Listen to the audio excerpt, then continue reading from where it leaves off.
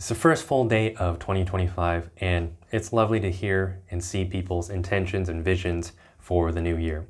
You probably heard from so many different people in your feed on YouTube, Instagram, wherever, about ways to make 2025 your best year ever.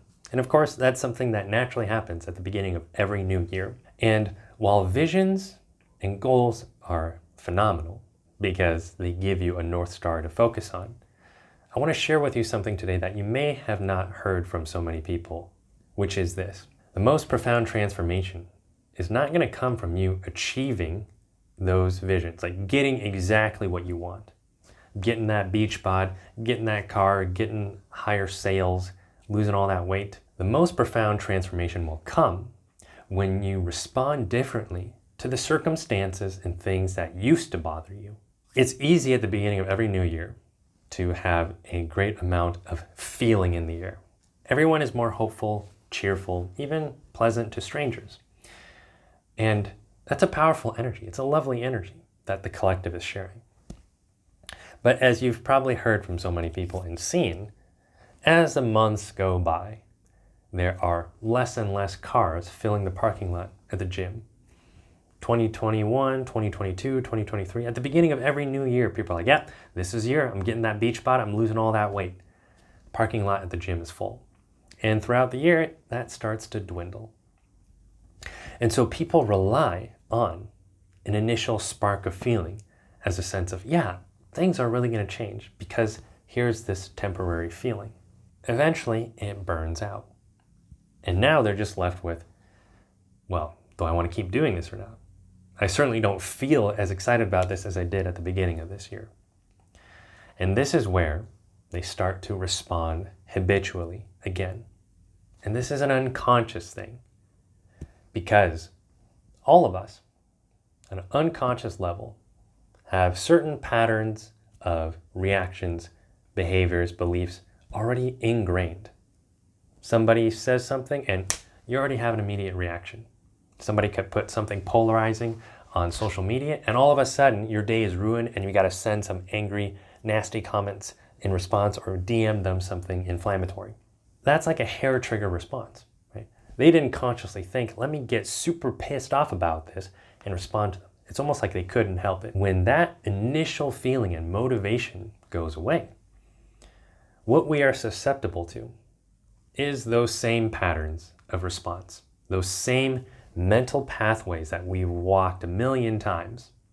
I want you to think about something in video games that's called the fog of war. So if you're playing, something like StarCraft, you have this map, right? And in order to see more of the map, you have to send out a little scout to explore more of the map. And as you explore it, your vision increases of the map. Okay, you see the terrain, you see where some of the enemy bases are. And that is like expanding your neural pathways, different ways that you can respond, different connections within your mind. This is the way forward because establishing new neural pathways is how you have a different response to circumstances that used to bother you and just always got the same response from you. When you can change this, when you really get this, then your life will completely shift.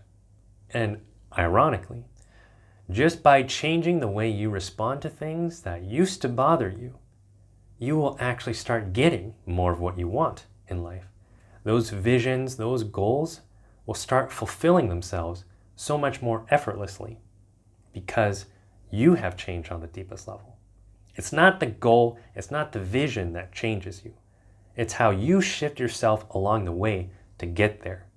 Because who you are looking for is this future version of yourself that has already achieved it. But you already know that in order to get there, something has to shift within you. It's not the getting of it that causes you to change. Because just getting something is only going to amplify and magnify what's already there. That's why so many people can win the lottery and still end up in the same place weeks and months later. That money only amplified what was already there, which was more like lack of wisdom, lack of clarity, lack of direction, lack of discipline. So now I want to give you a personal example. My relationship with my mother has been something that was tense throughout all of my life. Raised by a single mom, and it was after I started my master's in counseling psychology that I started to learn about things like narcissistic personality disorder, borderline personality disorder, bipolar, all these different diagnoses. And I thought to myself, wow, some of these things describe exactly how my mom is. No wonder I'm so screwed up. And I have a right to be angry. Like she needs to change. So I got into this place where I was on my high horse and I thought, I can't be happy. I can't be happy until she changes. And I learned about things like setting boundaries, asking for what I want, this, that, the other. But I did it with the expectation that she had to change herself so then I could be happy. Lo and behold, that was causing more suffering because I couldn't accept her as she was. Acceptance didn't mean that I had to like it. It just meant, well, this is how it is. And if I can accept her, that means I'm not demanding her to be any different, which means I have the power to shift myself. So when this realization finally settled in, and I realized, okay, so I'm the cause of my own suffering then. I recognize then I have to do the inner shift. I can't expect her to be different. That would be like walking outside and expecting, it should be 70 degrees for me all the time. That's the only way I can be happy. Most of you would recognize how ridiculous that is. The weather is going to be the weather. We have to learn how to adjust. So that gave me the cue to start doing the inner work of identifying what are the situations that I continue to get triggered by my mom, and how can I shift this in myself? Because expecting her to change is the slowest way to progress. So I got clear on that, did a lot of the inner emotional, psychological work. And now, when she responds in ways that have previously bothered me, could be criticism, could be pressuring me, saying, why would you do that? You should do it this way. I think this way is better for you. A lot of the things that I'm sure many of you hearing can relate to, just what a lot of mothers do with their children. It's like, I always got some feedback about how you're doing things and how you could be doing them better. And that whole story. And instead of being bothered by it like I used to, now I just say, hey, I get that you don't like my approach and you're really interested in me doing it this other way. I'm just going to still do it this way, but thanks for your feedback. And sometimes she would push, criticize some more. And again, I would come with the same energy. Like, hey, I get it. You really think I should do it this way. I've heard you, and I really don't need you to say it again because I got it. I get what you're saying. I'm still going to move forward the way that I've decided to. That shift has been so consistent with me that she herself has now changed. She pushes a lot less, criticizes a lot less. Maybe she doesn't though, because to me it feels that way because there's been such a deep shift within myself. I don't even perceive the criticism or pressure in the same way anymore. I'm like, hey, that's you, Mom, that is you. But I'm no longer subject to living in reaction to you. I'm going to cause you to respond to me now. So that was the deep shift within myself, how I changed the way I responded to circumstances that used to bother me. And I saw a shift in my mom. And so this is what I want for you, those of you watching. Have your goals, have your visions for 2025. That's lovely. And recognize that the most profound transformation is going to come for you when you can shift the way you respond to circumstances that used to bother you. Because along the way of fulfilling these goals and visions, you're going to meet resistance, you're going to meet disappointment. Things are not going to go exactly the way you want. That's why the gym parking lot is so much less full in February than it is in January, because people have already lost that initial motivation and flight of feeling. That's not sustainable. What is sustainable is the discipline and commitment to that vision and the value that would be fulfilled through achieving it. Right? Greater peace, a sense of freedom, connection, integrity.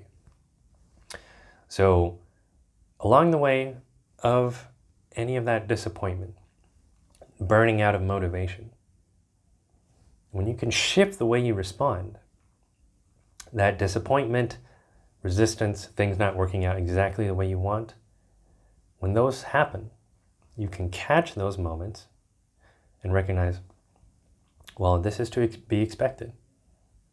And I'm going to take the lesson, I'm going to salvage the wisdom from it, and I'm going to keep going.